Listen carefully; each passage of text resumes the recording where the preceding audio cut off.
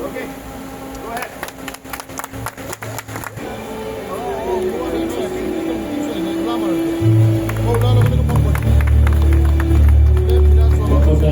Let us have a huge round of applause as the buses are being launched.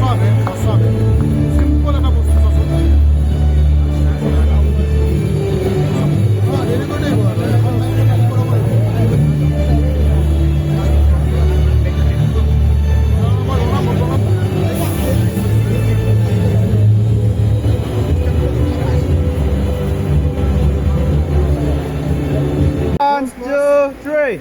One more. 1, 2, 3. Done?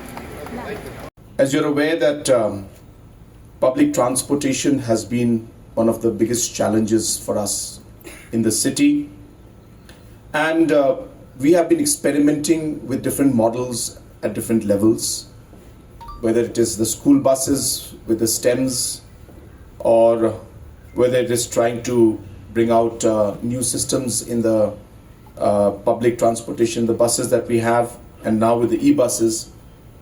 Different mechanisms are being piloted and experimented, and slowly and steadily we are seeing that we are coming out with a model that is more adaptable and tailor-made for the needs of our city.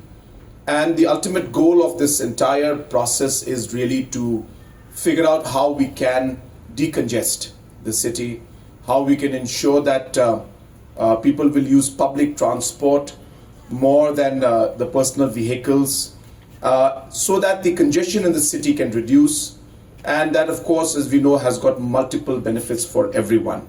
So I'm very happy today that the e-buses are being launched, and of course we will see more of these buses coming up, and I'm sure that slowly and steadily we will see the impact of this kind of a system coming into place, which will lead to ultimately the desired decongestion and reducing the traffic issues that we have in the city in the days to come.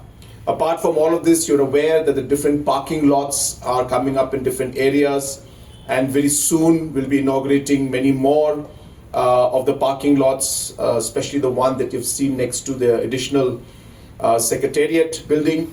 That as you can see, that in the beginning there were not many vehicles, but today it's almost about 70%, 80% full.